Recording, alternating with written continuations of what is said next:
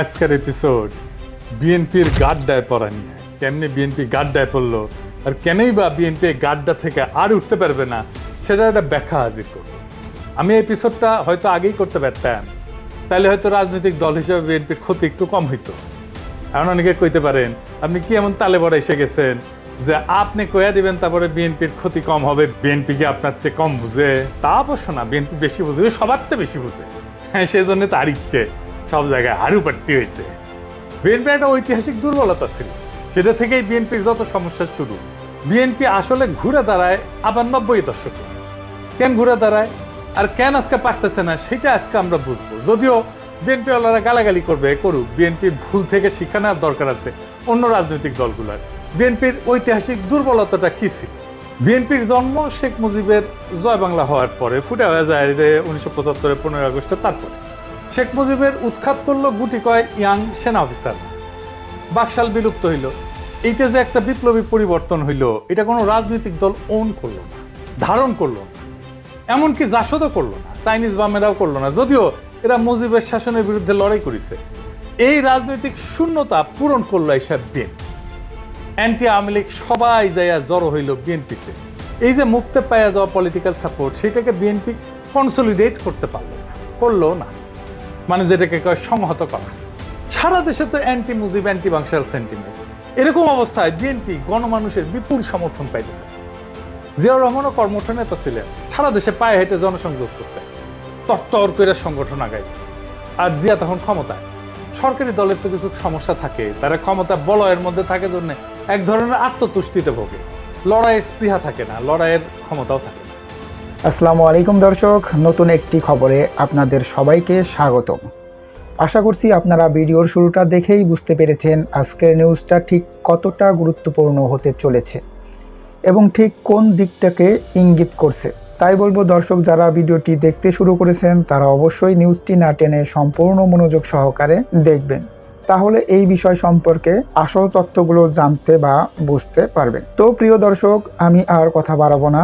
ভিডিওর শুরুতে আপনাদের যেই ভিডিওগুলোর অংশবিশেষ দেখিয়ে শুরু করেছিলাম, সেই ভিডিওগুলোর বিস্তারিত আলোচনা দেখব।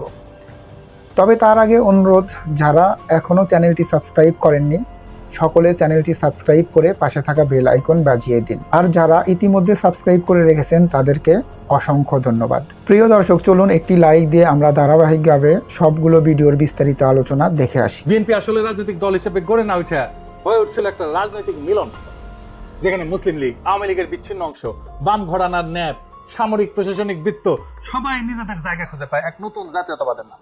বিএনপির এটাই ঐতিহাসিক দুর্বলতা, এবং এর কারণে বিএনপিতে যা যা ঘটনা ঘটছে দুর্বলতা হিসেবে, সেটা একটু ভেঙ্গে ভেঙ্গে আমরা একটু বুঝি। আসেন সেটা একটু দেখি। 1 নম্বর দুর্বলতা, বুদ্ধিজীবী এবং নাগরিক সমাজের সঙ্গে অর্গানিক সম্পর্ক গড়ে তুলতে না পারা।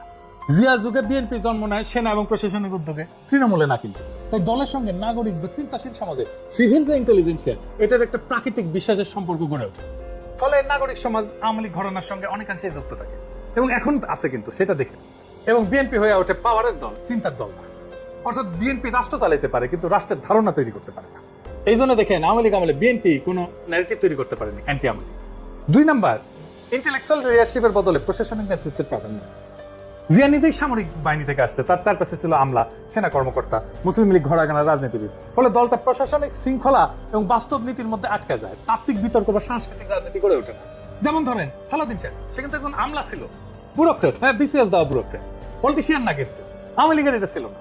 তার রবীন্দ্রনাথ, নজরুল ছিল, পশ্চিমবঙ্গের সাথে একটা ঐতিহাসিক সাংস্কৃতিক সম্পর্ক ছিল। বিএনপির ছিল না, কোনো মৌলিক একটা আখ্যান ছিল না।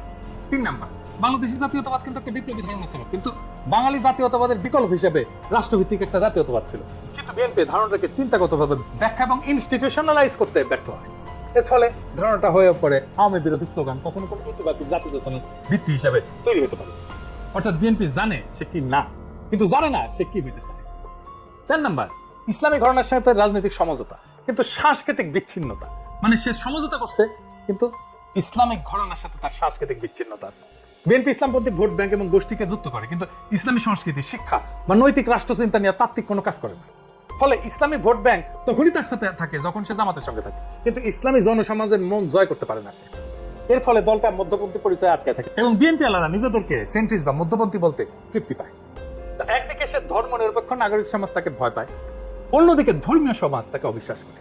এই দুয়ের মাঝখানে সে চলে। 5 নাম্বার, বুদ্ধিজীবী উৎপাদনে ব্যর্থতা। আওয়ামী লীগ সরকার না থাকলেও বিশ্ববিদ্যালয়, সাংবাদিকতা, এনজিও সেক্টরে তার সাংস্কৃতিক প্রভাব কিন্তু বজায় রাখে।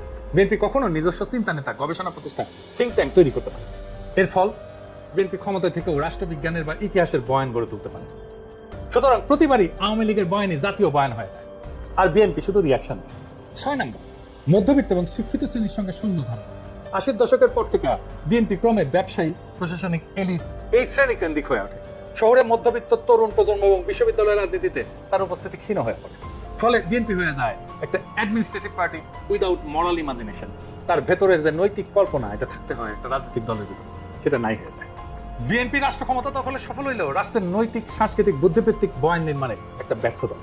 এটি এমন একটা রাজনৈতিক সংগঠন যার ইডিওলজিক্যাল সফটওয়্যার সবসময় দাঁড় করা, কখনো সামরিক শৃঙ্খলা থেকে, কখনো ইসলামপন্থীদের থেকে, বা কখনো আওয়ামী বিরোধীদের থেকে, বা কখনো আওয়ামী লীগ থেকে।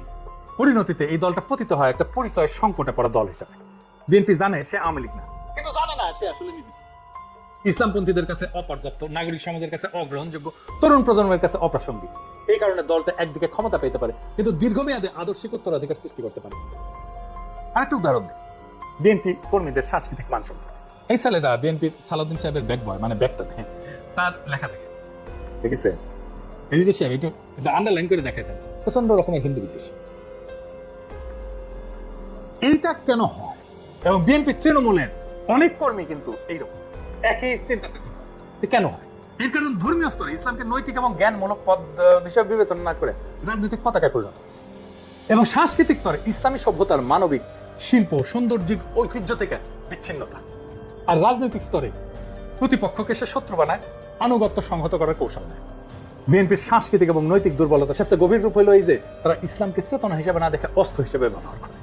বলে ইসলাম তাদের কাছে হয়ে ওঠে রাষ্ট্রের বৈধতার প্রতীক, কিন্তু হারাইছে তার সভ্যতাগত, মানবতাবাদ, সহিষ্ণুতা, আত্মসমালোচনার ক্ষমতা। ফলে বিএনপি কর্মীর চোখে অমুসলিম প্রতিপক্ষ আর মানুষ না, সে কেবল একটা আদার, অপরতা, যাকে ঘৃণা করা যায়, কারণ দলীয় মতবাদ তাকে নৈতিকভাবে সেটা শিখায়। তো এইটা বিএনপির ফুটসলদের অবস্থা দেখে না। বিএনপির এলিটদের বিশ্লেষণ আরেকদিন দেখাবো, ওই জামাই কোটার বুদ্ধিজীবী আছে না, ওটাও দেখাবো। তো এবার আসেন, এই যে খালেদা জিয়ার সময় যে বিএনপি উঠে দাঁড়াইলো এরশাদীদের যে আন্দোলন টাইমে 90 দশকে, কেন দাঁড়াইল? সানাউল হক নিরু আর ওনার ভাই মাহবুল হক বাবলুর উপরে ভর করে এটা স্বীকার করতে হবে। বিএনপির বুড়া নেতারা এর সাথে সাথে সিস্টেম করে ফেলছে। এই দুইজন খালেদা জিয়ার পাশে এসে দাঁড়ায়, সারা দেশে এক নবজাগরণ শুরু হয় ছাত্র দলের হাত ধরে। এইভাবেই নবজন্ম নেয় বিএনপি। জিয়াউর রহমানের বিএনপি দারুণ জনপ্রিয় দল ছিল, কিন্তু ক্ষমতায় থাকা এত দুর্বল হয়ে পড়ছিল যে এরশাদের কুশে ঠেকাইতে পারেনি। সেই বিএনপি আবারও তারুণ্যের শক্তি হারাই ফেলছে। বিশ্ববিদ্যালয়গুলোতে সে আর জিততে পারতেছে, এমনকি থার্ড পজিশন পাইতেছে, সেকেন্ড হইতে পারে না। এটাই হইতেছে বিএনপির আরেকবার পরাজয়। এবার আসেন দেখি আওয়ামী লীগ কেন দীর্ঘ সময় শাসন করতে পারছিল, হাসিনার কোন ট্রিক কাজ করছে যেটা কখনোই বিএনপি পারবে না। আপনি দেখেন আওয়ামী লীগ যখন এরশাদ বিরোধী আন্দোলন করতেছিল সেই সময়টা যদি পর্যালোচনা করি আমরা, তাহলে দেখবো লীগ প্রথমে করলো 15 দল, মনে আছে না? এই 15 দল কি? এই 15 দল হলো বাকশালের দল প্লাস মুজিবের আমলের বিরোধী দলগুলো, মানে 1971-এর পুনর্নির্মাণ করেছে 15 দল করে। সে ফিরে গেল সেই সময় যখন সবাই আওয়ামী লীগ নেতৃত্বে আস্থানাকে মুক্তিযুদ্ধের লড়াই করতেছে। মুজিব আমলে যারা মুজিবের বিরোধিতা করছে তাদেরকেও হাসিনা তার মিত্র বানাইতে পারছে। হাসিনার এইটা ছিল একটা মাস্টার স্ট্রোক। মুজিব যাদের পোষ মানাইতে পারে না, হাসিনা তাদের পোষ মানাইছে। হাসিনার সরকার ছিল আওয়ামী লীগ প্লাস মুজিবের বিরোধিতাকারীদের সরকার। হাসানুল হক, দিলীপ বড়ুয়া, রাশেদ খান মেনন সরকার ছিল। সে হেফাজতের একাংশে নিজের ফোল্ডে নিয়ে ফেলছে, কমই জননী উপাধি পেয়েছে। সে নিজে যার বিরোধিতা করছে সে এর সাথে দলকেও সে সাথে দিচ্ছে। সে সোসাইটিতে থাকা যত আওয়ামী বিরোধিতা ছিল তার বেশিরভাগ বিরোধিতাই নিজের ভিতরে নিয়ে নিউট্রালাইজ করার চেষ্টা করছে, এবং সাকসেসফুলি সেটা পারছে। তাই মুজিব 4 বছর টিকলেও সে 4 গুণ সময় 16 বছর টিকছে। সে তার ঐতিহাসিক বয়ান, মুক্তিযুদ্ধের চেতনার উপরে দাঁড়ায় শাসনের বৈধতা চেয়েছে। যারা তার সরকারে ছিল না কিন্তু এক সময় মৃত্যু ছিল তাদেরকে সে কিছুই বলে না। সিপি বাসাদের কথা ধরেন, একটা নেতাকর্মী একদিনের জন্য জেলে যায় না, দেশ চালা হয় না, একটা ফুলের টপাল তাদের গায়ে দেয় নাই হাসিনা। আর কি করছে? যে কয়েকটা বিরোধী রাজনৈতিক দল ছিল তাদের রাজনৈতিক সংগ্রাম করার ক্ষমতাকে নিশ্চিহ্ন করে দিচ্ছে। ছাত্ররা নেতৃত্ব দিতে পারছিল জন্যই হাসিনা উৎখাতের লড়াই সার্থক হইতে পারছে। যাই হোক, এখন বিএনপি কি করছে সেটা একটু দেখি। প্রথমে সে তার মিত্রদের দূরে ঠেলে দিচ্ছে। একটা লড়াই সংগ্রামের মধ্যে দিয়ে যে সম্পর্কটা তৈরি হয় সেই সম্পর্ক অনেক মূল্যবান, সেই সম্পর্কের মূল্যটাই বুঝলো না তারা। শুধু দূরে ঠেলে না, তাদের সাথে ভয়াবহ শত্রুতা শুরু করছে। এমন নোংরামো নাই যে করে দেয়, নোংরামোটাকে সে রাজনীতি মনে করছে। আর কি করছে? সে নিজের রাজনীতি ছেড়ে মুক্তিযুদ্ধের চেতনার রাজনীতি করতেছে। বিএনপির কর্মীরা ছাড়া বিএনপির কোনো বন্ধু নাই, সমর্থক নাই। তাও বিএনপির কর্মী খুঁজে পাওয়া মুশকিল। হ্যাঁ, সবাই নেতা বিএনপি। সারা দেশের মানুষ ভীত আর বিরক্ত, সব জায়গায় সব জায়গায় নিয়ন্ত্রণহীনতা। বিএনপির নেত্রী এই শেখ রুমিনুর রহমান সে নিজেই বলে কন্ট্রোল করা যাইতেছে। শোনান এডিটর সাহেব, নানান জায়গা থেকে কিন্তু বিএনপি নেতাকর্মীদের বিরুদ্ধে প্রচুর কমপ্লেইন আসছে। আমার কাছেই সকাল বিকাল কমপ্লেইন আসছে। বিএনপি নেতাকর্মীদেরকে মাঠ পর্যায়ে কন্ট্রোল করা যাচ্ছে না। চাঁদাবাজির সঙ্গে যুক্ত, জমি দখলের সঙ্গে যুক্ত, টেন্ডারবাজির সঙ্গে যুক্ত। আপনাদের আরেকটা জিনিস দেখেন, বিএনপি 5ই আগস্টের পরে স্বীকৃতি, এডিটর সাহেব দেখেন সব স্বীকৃতি এক জায়গায় করা হয়েছে। খুন দেখান এডিটর সাহেব, দেখেছেন 166-র বেশি খুন, নিজের দলীয় খুন, ধর্ষণ 67-র বেশি, প্রত্যেকটা রেফারেন্স আছে, নিউজ আছে। আপনারা এডিটর সাহেব ওয়েবসাইটের অ্যাড্রেসটা একটা লিখে দেন। 140-এর বেশি চাঁদাবাজি, হামলা, সংঘর্ষ, লুটপাট, দখল, ইসলাম বিদ্বেষ, হিন্দু বিদ্বেষটা ঢুকাবেন এর পরে আশা করি। চুরি, ডাকাতি, শিক্ষাঙ্গনে সন্ত্রাস, টেন্ডারবাজি, মিথ্যাচার, দেখেছেন এই দল ক্ষমতায় আসবে, এটা আবার চিন্তা করে। অবশ্য পূজারসি থ্রস্য আর শখ হয়, ইচ্ছা হয়। এখন দেখেন আর্মির কাছে ধরা খায় কি কইতেছে বিএনপি কর্মী, শুনে চাঁদাবাজি করো, চাঁদাবাজি করো। জেলার নাম আব্দুল রাজ্জাক, সে আমাদের নেতৃত্ব বিএনপির একজন নেতা। সে হচ্ছে মানে আমাদের এই পর্যন্ত কয়টা ভ্যান ডাকাতি করছো? স্যার এই পর্যন্ত আমরা 12টা ভ্যান ডাকাতি করি। কত কয়টা করছো? তার উপর আমরা 15টা করছি। মোটর সাইকেল কয়টা করছো? তার মোটরসাইকেল 10টা করছি। 10টা মোটর সাইকেল করছো? মোটর সাইকেল ছিল কোথায়? স্যার এগুলো সব রাখছি কিছু নেই। এই আমি দেবে না। স্যার এটা হচ্ছে আমাদের ডিলার আছে, ডিলার মাধ্যমে। ডিলার নাম কি? স্যার ডিলার নাম আব্দুল রাজ্জাক, সে আমাদের নেতৃত্ব বিএনপির একজন নেতা। সে হচ্ছে সবকিছু মানে আমাদেরকে হ্যান্ডেল করে। তো বিএনপি কি করতে পারত? অনেকভাবেই সে তার আগামীর ক্ষমতাকে সংহত করতে পারত। প্রথমত সে তার জোটকে পুনরুজ্জীবিত করতে পারত, যে জোট ছিল জামাত ইসলাম আর ইসলামী দলগুলো মিলে। তাহলে বাংলাদেশের পলিটিক্যাল ল্যান্ডস্কেপ তাদের নিয়ন্ত্রণে থাকে। দীর্ঘ লড়াই সংগ্রামের মধ্যে দিয়ে যারা বিএনপির পাশে দাঁড়ায় লড়াই করছে, তাদের নিজেদের ফোল্ডে নিয়ে আসতে পারত। যারা রাজনীতি করে না তাদেরকে, ধরেন 31 দফার আচরণ, তারা ওয়ার্কশপ করে দলের বাইরের লোকদের ইনভলভ করতে পারত, একটা কনসালটেন্সি নিতে পারত, একটা ডায়ালগ করতে পারত। ছাত্র সংসদ নির্বাচনে যেহেতু তারা জিততে পারবে না, এই অ্যানালাইসিসটা থাকলে সে ছাত্র দলের নামে প্যানেল না দিয়ে 24-এর বৈষম্য বিরোধী আন্দোলনে যারা ফ্রন্টলাইনার ছিল তাদের দিয়ে প্যানেল করে সাপোর্ট দিত। যেমন রাকসুতে আম্মারদেরকে সাপোর্ট দিতে পারতো, কোথাও তারা শিবিরকেও সাপোর্ট দিতে পারতো, তাতে পরাজয়ের গ্লানিটা নিতে হতো। প্র্যাকটিক্যাল কারণেও বিএনপি দেশ চালাইতে পারবে না, ক্ষমতায় আসতে হবে। দেশ চালাইতে হইলে এক পয়সার দুর্নীতি করা যাবে না। বাংলাদেশের ইকোনমি সেই চাপ নিতে পারবে না। বিএনপির দুর্নীতি না কইরা থাকতে পারবে না। টেম্পু স্ট্যান্ডার্ড, চাঁদাবাজি, দখলই তো সামলাইতে পারতেছে না। রাষ্ট্র হয়তো বলে দুর্নীতি থামাইবে কিভাবে? এটা সাহেব ওই যে রুমিন পারানা কইছিল না, শেখ রুমিনুর রহমান কইছিল না যে কন্ট্রোল করা যাচ্ছে না, এটা একটু শোনান না। নানান জায়গা থেকে কিন্তু বিএনপি নেতাকর্মীদের বিরুদ্ধে প্রচুর কমপ্লেইন আসছে। আমার কাছেই সকাল বিকাল কমপ্লেইন আসছে। বিএনপি নেতাকর্মীদেরকে মাঠ পর্যায়ে কন্ট্রোল করা যাচ্ছে না। চাঁদাবাজির সঙ্গে যুক্ত, জমি দখলের সঙ্গে যুক্ত, টেন্ডারবাজির সঙ্গে যুক্ত। দেখেছেন কেমনে থামাবে? এই দল কেমনে রাষ্ট্র ক্ষমতায় গেলে দেশ চালাইতে পারবে? চালাইতে পারবে না। এই জন্যই বিএনপি আর উঠে দাঁড়াইতে পারবে না। এইবার হারলে শেষ। এই দলের সাধারণ সম্পাদকের বনজামাই 111 করে খালেদা জিয়ারে মাইনাস করে বিএনপি কর্মীদের দৌড়ে নিখাইছিল, দেখেছেন? হাজানার মাহবুব আর মে জামাই জনগণকে বোকাচোদা বলে, সে দৌড়ানি খাওয়ার লাইনে আছে।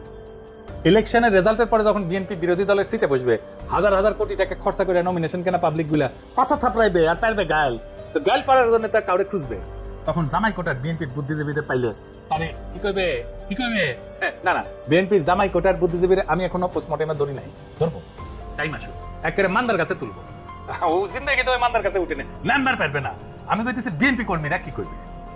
রাজা 99টা মুদ্রা দিছে, সে 99টা মুদ্রা নিয়ে একটা বাড়ির সামনে যায় রাত্রেবেলা ফেলে রেখে চলে আসছে। সকালবেলা ওই কৃষক ঘর থেকে বাইর হয়ে দেখে কিছু পয়সা মানে কিছু মুদ্রা তার ঘরের সামনে।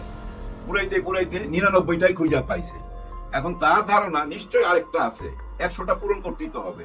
যদি পায় থাকি 100টাই তো পাবো, আর যে ফেলছে তার কাছে নিশ্চয়ই 100টা ছিল, এই 100টা এখানে পইরা গেছে। ওই চিন্তায় সে বুঝছেন ওইটা সারাদিন খুঁজছে। আর দূর থেকে রাজা মহাশয়কে আইনা ওই উপদেশটা দেখাইছে, দেখছেন 99টা পাওয়ার পরও সে সখী না, আরেকটা খুঁজা বেড়াইতেছে। তার মানে কি জানেন, মানুষ সবসময় অসুখী থাকে।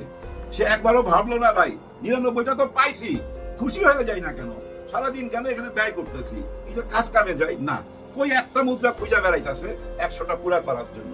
এটাই হচ্ছে মানুষের সুখ আর অসুখের মধ্যে তফাৎটা, বুঝা নিয়েন। এই জন্যই কবি বলে মানুষকে সুখী করা যায় না। হ্যাঁ, ডক্টর ইউনূস স্যার কাউকে সুখী করতে পারে নাই, কেউ সুখী না। অনেকে অনেক রকম কথা বলতেছে, কেউ বলতেছে যমুনার পাশে যায় বসবে, দাবি দাওয়া মানতে হবে, জুলাই সনদপত্রের আগে চাই, গণভোট আগে চাই। কেউ বলতেছে এই যে পিআর সিস্টেমটা আবার ঢুকাইয়া দিল, এটা তো আমরা নোট অফ ডিসেন্ট দিছি। ভাই ব্রাদার, এই যে গত 15 মাসে তারা যেভাবে করছে, যেভাবে লেখছে, এই যে 84টা দাবি ছিল, ওই 84টা দাবি কালো কালির কলমে লেখা ছিল, আর ওই নোট অফ ডিসেন্ট গুলা লাল কালিতে লেখা, লাল কালিতে, এটাতে আমরা আপত্তি, এটাতে আমরা আপত্তি, ওগুলা লাল কালিতে লেখা। এখন আপনি কালো কালি আর লাল কালির দিকে যখন তাকাবেন, ওই লালটাই চোখে পড়বে, রক্তটাই চোখে পড়ে না, ওই লালটাকেই মনে হবে রক্তের মতো, হ্যাঁ রক্ত দিয়ে লেখা দিছে। না, আমরা এটার সাথে একমত না। কোনটার সাথে একমত না? এই জুলাই সনদপত্র, এই যে আমাদের সংবিধান রদবদল, আমাদের নতুন বাংলাদেশের চিন্তা ভাবনা, এই যা কিছু পরিকল্পনা করছে একটি নতুন বাংলাদেশ করার জন্য, অনেক কিছুর মধ্যেই ওই লাল কালি দিয়া নোট অফ ডিসেন্ট দিয়া রাখছে, এবং এর ব্যাখ্যা দিতেছে। এগুলো আমরা সংসদে বৈশা পাশ কইরা নেবো, আলোচনা কইরা। কিন্তু সংসদে যায় যে পাশ হবে না, এটা একটা নমুনা কিন্তু পাওয়া যায় কথাবার্তাতে। কারণ এই গণভোটের চেয়েও বেশি দরকার আলুর গোডাউন, পেঁয়াজের গোডাউন, আলুর চাষ, পেঁয়াজের চাষ, এরকম কথা যদি বলে। আবার যদি কেউ তার নিজের নির্বাচনের এলাকা যায় বলে যে আপনারা খুব বিপদে আছেন, মানে আওয়ামী লীগকে আপনারা খুব বিপদে আছেন, আপনাদের কষ্টটা আমরা বুঝতেছি, আপনাদেরকে আমরা আপন কইরা নেব, আপনাদের কোনো মামলা থাকবে না। দেখেন উনি তো বইলা দিল, কিন্তু দেখেন মাঠ পর্যায়ে যারা এই যে লক্ষ লক্ষ মামলা ছিল, দিনের পর দিন লুকায়া থাকতে হয়েছে। ভাই আমার পরিচিত অনেকে যায় নোয়াখালী থেকে ঢাকায় আইসা ভাই ছোটখাটো চাকরি করে জীবন যাপন করছে, ওরা বিএনপি করে, যাইতে পারে না কেন জানেন? মামলার পর মামলা, জেলও কাটছে। তারা কি ক্ষমা করে দিবে? না, তারা ক্ষমা করবে না, তাদের কাছ থেকে ক্ষমা পাবে না। এই যে বিএনপির এত মামলা মোকদ্দমা ধর পাকড়, এগুলো কই থেকে আসছে? এগুলো তো ভাই 90%ই আসছে ওই বড় দল থেকে। কারণ যাদেরকে জুলুম করছিল আওয়ামী লীগ, তারাই আবার ওই মামলাটা করছে প্রতিশোধ নেওয়ার জন্য। এখন সেই প্রতিশোধের মামলাটাও আপনি ক্ষমা করে দিবেন, এবং আলুর চাষ, পেঁয়াজের চাষ, এবং কথাবার্তাতে যেটা বোঝা যায়, সোজা কথা, এই জুলাই সনদপত্র ওনারা পাশ করবে না, অথবা এর পক্ষে না। হ্যাঁ, জুলাই সনদপত্রের পক্ষে না, কথাতেই বোঝা যায়। আরো বোঝা যায় কেমনে জানেন? ওই যে ফজলুর রহমান সাহেব, বীর মুক্তিযোদ্ধা, ওনাকে 3 মাসের জন্য সাসপেন্ড করলেন, আবার ওনাকে কিন্তু 3 মাস যাওয়ার আগেই নমিনেশন দিয়ে দিল তার নিজের এলাকায়। এখন দেখেন এই বীর মুক্তিযোদ্ধার নামে কত রকম বদনাম, উনি তো বড় রকম চাঁদাবাজ, বালুবহল, পানি। দর্শক, আশা করি সবগুলো ভিডিওই আপনি মনোযোগ সহকারে দেখেছেন। সেই সাথে দর্শক, এই ভিডিওগুলো সম্পর্কিত যদি কোনো তথ্য বা মতামত থাকে তাহলে অবশ্যই কমেন্টস করে জানিয়ে দিন। এতক্ষণ সাথে থাকার জন্য ধন্যবাদ। আবার দেখা হবে আগামী ভিডিওতে কোনো নতুন টপিকস নিয়ে। সকলের সুস্বাস্থ্য কামনা করে বিদায় নিচ্ছি। আল্লাহ হাফেজ।